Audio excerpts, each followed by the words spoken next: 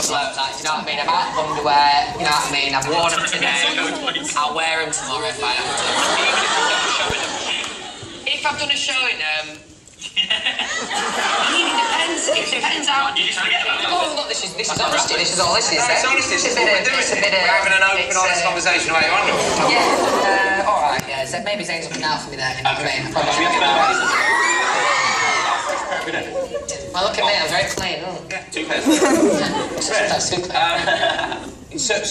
But just pick up on that. Even if you go to hotels, you've always liked living on the bus, don't you? Yeah. Why is that? Because everyone else would. I mean, I can't imagine. It's quite small bunks, but you just quite like hanging out there. Yeah, I suppose me and Zane spend a lot of time and it's just.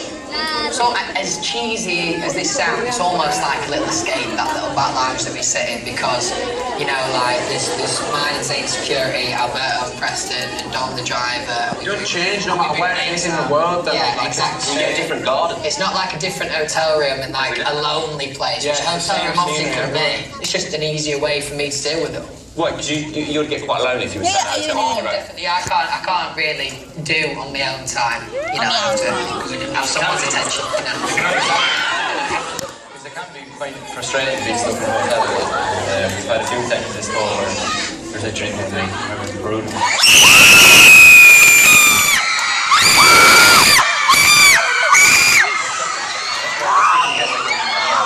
Go shopping, and then we looked out the window, and the police after me found out.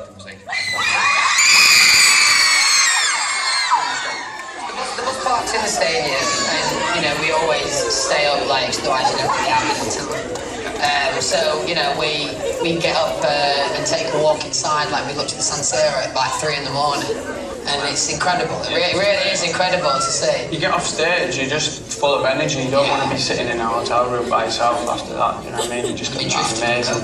What does it feel like when you come off stage? Just buzzed up, full of energy.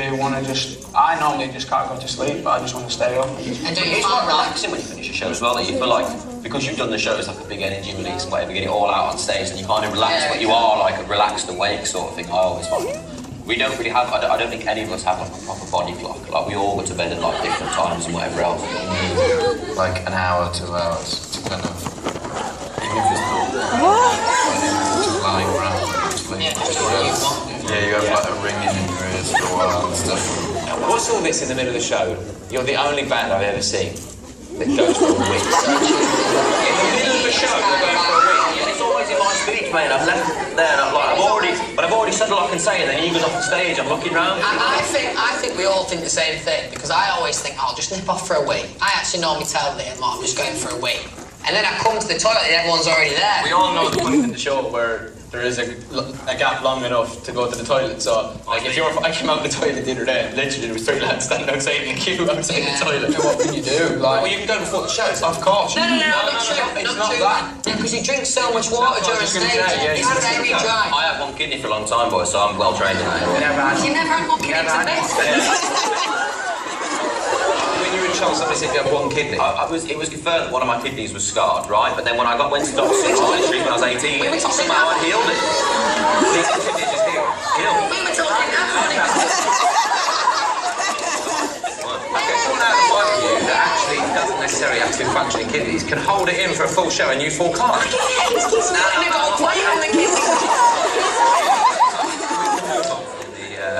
From the wing. It must be quite satisfying to you that on this tour you're performing something that you've actually had such a big part right.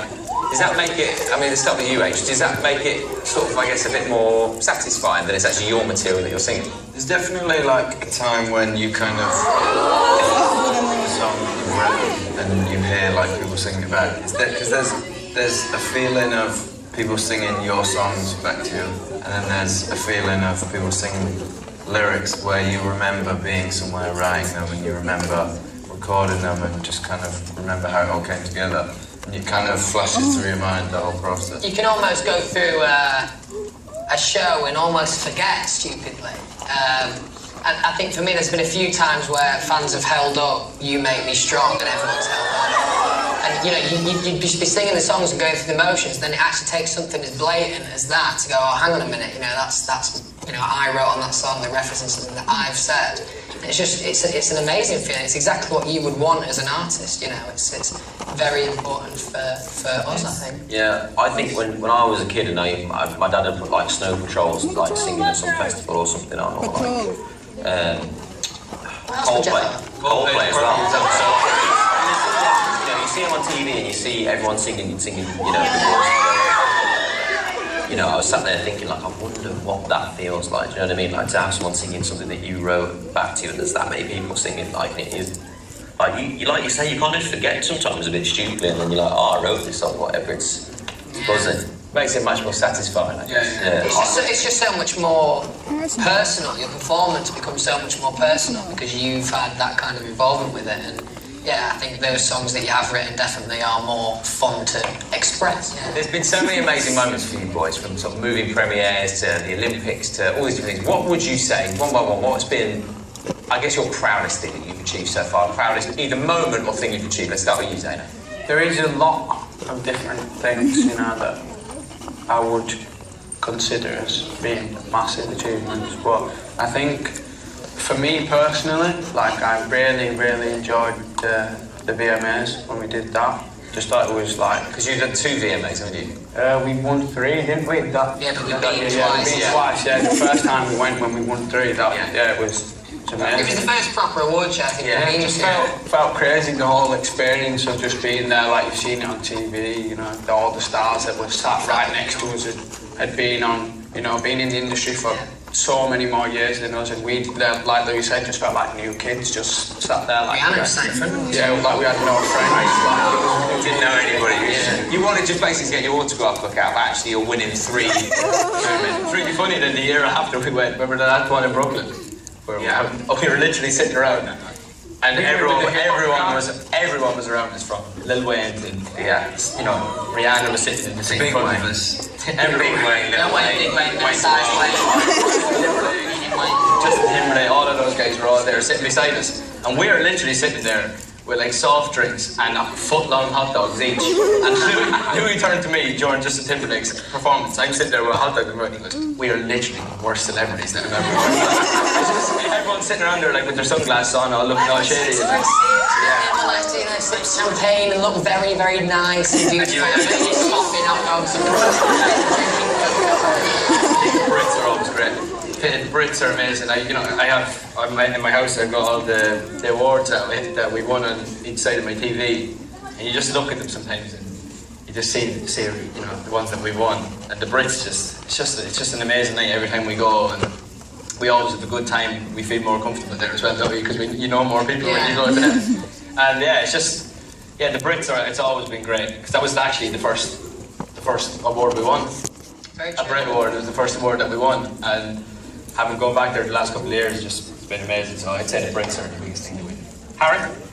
I always find stuff that like my parents like freaked out about, like makes me feel like the most proud. Or when they get home, what do you mean? Yeah, so like, for example, like when we met the Queen, like there's loads of stuff, like VMAs and stuff that like my grandma doesn't like understand at all, but like me and the Queen, she like freaked out. Our families always seem to turn up, because like they don't go to the same thing all together all the time. So when they turn up in numbers at a certain thing, you know it's big. So like the first time since the X Factor, the first time you could tell something big was happening when they all arrived up was Madison Square Garden, and you know it's the most famous venue in the world.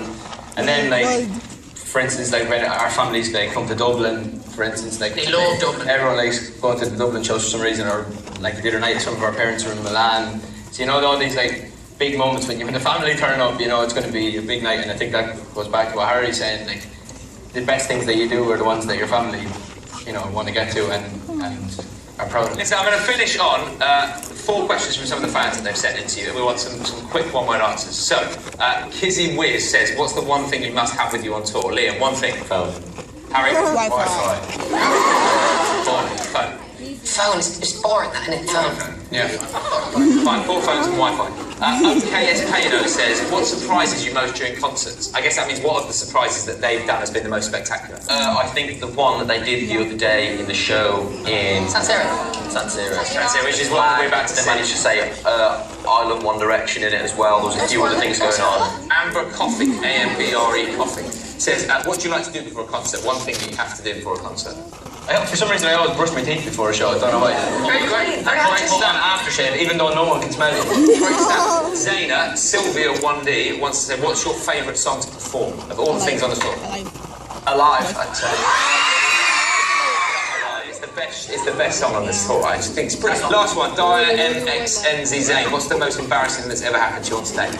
I fell over in Ireland on the Europe tour. Not a good one to start me, but I debated, do I just lie down and pretend that I've knocked myself out? Knock myself out, it's a bit causing it hurting me. I had to get up and carry on, mate. I was about 3 seconds away from catching you, but you just... You could have saved the day, but what you're saying, Ed, is she just didn't. Boys, I've very much enjoyed listening to your thoughts.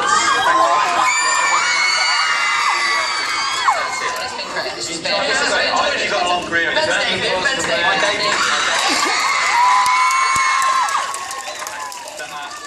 Now the San Siro show, which was probably one of your best shows on the tour. Yeah, you loved it. Definitely. Yeah. The whole scale of it being one of the homes of football fans is quite a big deal, and to be even in the place, be even in the building was just ridiculous.